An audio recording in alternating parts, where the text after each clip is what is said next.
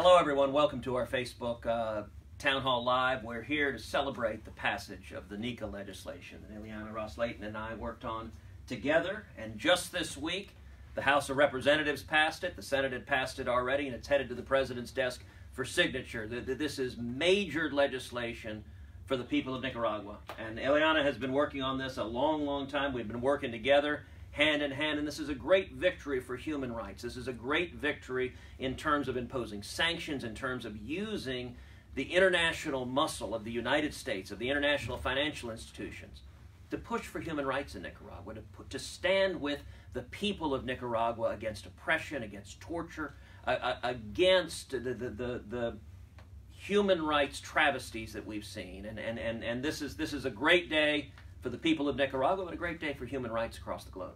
Well, Ted, I want to thank you, Senator, because I want the viewers to know we could not have passed this bill without the tenacity, the spirit of perseverance of Senator Ted Cruz. He took this bill up and he said, that's it, we're going to pass it, because I had passed it a few times in the House, but until Ted came to the rescue. I think if you open up that shirt, it says S for Superman. And you're so right when you characterize this bill as a bill in favor of international human values that we all treasure. American values, and they should be the values respected in Nicaragua. Human rights, democracy, no corruption, the ability to speak one's mind. Ortega is just as dictatorial as Diaz-Canel and Castro in Cuba, as Maduro in Venezuela, as all of these thugs. They have one thing in common. They want to remain in power, and they want total repression against human rights activists. So this says to the Ortega regime, no international dollars, and human rights violators, you can't come to the United States. We will make sure that we protect the people of Nicaragua, and they'll have to decide. These thugs will have to decide. Do they want all the good things that come of being a good international partner, or they want to be treated like the pariahs that they are? You know, there's an axis of communism that stretches throughout Latin America, and it runs from Cuba to Venezuela to Nicaragua.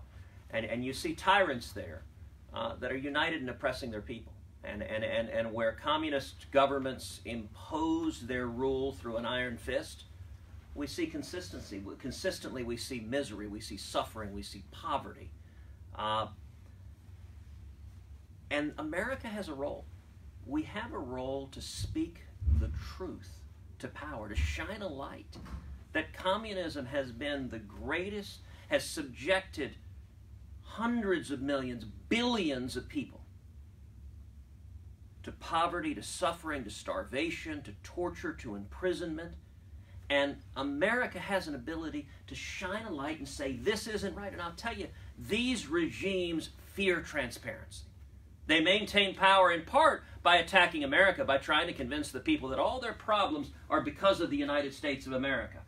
But if you want to see prosperity, you want the people to be free. You want them to be free to speak, free to worship, free to live, free to start businesses, free to grow opportunities, out from under the jackboot of communist oppression. And Ileana and I have both met with Nicaraguan protesters who've risked their lives. Many young people, you know, so often the voices of freedom are so often young people, high school kids, college kids, who are risking their whole lives. They're risking being beaten and bloodied because they want to stand up. They're filled with hope. And for the people of Nicaragua, I believe we will see a free Nicaragua. I believe that shining this light, speaking the truth, and using the financial muscle of the United States can help vindicate human rights in Nicaragua. That's what this fight's all about. That's right, Ted. And you know, your dad was born in Cuba. I was born in Cuba. I came to the United States when I was only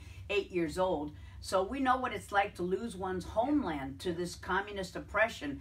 And everywhere that communism lives, they only survive through tyrannical actions against the very people that they are supposedly saving. No. They're saving. They say that the United States are the Yankee imperialists. They call us the evil empire.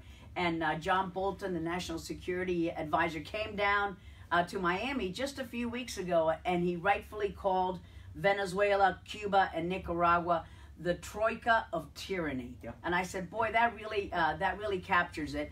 And this bill that we passed together, that is now in the president's desk, and we urge him to sign it as soon as possible, gives a little bit of hope to the people of Nicaragua. It tells them we stand with them in their struggle for freedom, and that we hold their oppressors responsible and accountable for their horrible acts.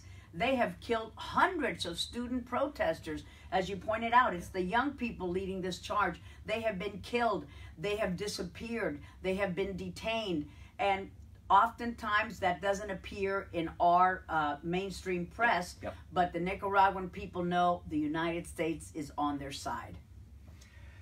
You know, in my Senate office, there is a giant painting of Ronald Reagan standing before the Brandenburg Gate. And behind him, written in German in the style of the graffiti, are the words, "Mr. Gorbachev, tear down this wall." I think those were the most important words uttered in modern times, because through shining a light, President Reagan was able to bring about the collapse of the Soviet Union, to tear down the Iron Curtain. And you know, the backstory behind that speech is a fascinating speech. That speech, 3 times, the U.S. State Department edited those nixed words. it out, yeah. And right. they crossed it out, and they said, the State Department said, "Mr. President, this is provocative. This is unnecessarily hostile and belligerent." And even more, they said, "This is unrealistic. Mr. President, the Berlin Wall will never come down." And Reagan 3 times, with his own hand, wrote those words back in. And he said, with a twinkle in his eye, he said, "You don't understand. This is the whole point of the speech."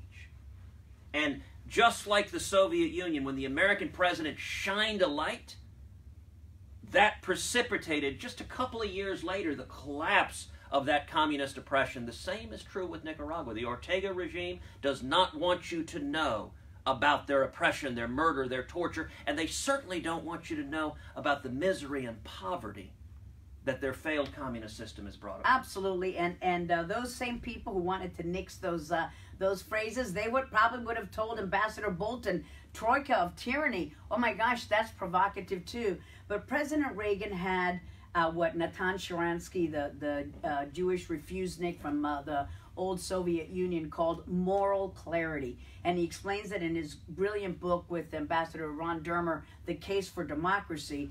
And he said, you know, when I was in that Soviet dungeon and we heard the president use those words, Yep. we Yep. just tapped to each other. Someone understands us. And that's the hope in a very smaller way. We're no way comparing ourselves to Ronald Reagan or Natan Sharansky. But this bill, what this bill does is to give that moral clarity and to give that ray of hope to the long-suffering people of Nicaragua. And I'm very optimistic this will bring forth some changes and hold these thugs accountable. Well, and let me say finally, Ileana served, how many years have you served in the House? Oh, ay Dios mío, 29 years. 29 years. She has been a lion, standing up to communist dictators, standing up to oppression, standing up with a ferocity that is unmatched. Now, Ileana is stepping down, and I'll tell you, I, for one, and a lot of us are mourning. You're moving on to the next chapter. Now, we know you're going to be a big part of the fight, just from a different vantage point. But this bill passing is a wonderful capstone and celebration. It really is. To So 3 happy. decades of leadership and fighting for freedom. I'm proud to have worked hand in hand with you. Gracias, and amigo. Congratulations. Bueno, yo estoy muy orgullosa de esta acción que hemos tomado. Mi gran amigo Ted Cruz, una persona que conoce bien lo que es el comunismo, lo que es libertad y lo que es la libre expresión. Y eso es lo que nosotros le estamos ofreciendo al pueblo de Nicaragua, y un castigo fuerte a los regímenes peligrosos como el de Ortega en Nicaragua, como Maduro en Venezuela, como Díaz-Canel y Castro en Cuba. Esperanza para el pueblo y castigo para los opresores. Un honor para mí decir que Ted Cruz es mi amigo. I love you, Ted. Igualmente. Cariños.